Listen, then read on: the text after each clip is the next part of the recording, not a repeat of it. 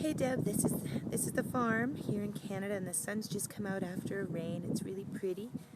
And you can see this is an area of the farm where my sister has one of her art pieces installed.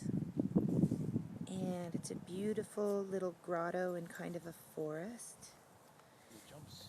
And there's horse jumps. Yeah, Pete's pointing them out, but you can see Pete. Wave, honey. He's holding on to Lucy, and it's beautiful. And here's the hospital garden where my dad is. And now Bryan's here with him. And they'll look after each other.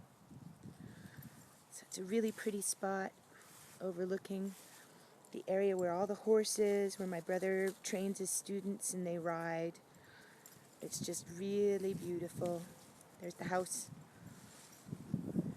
So I just thought I'd let you know. Here he is here in Canada.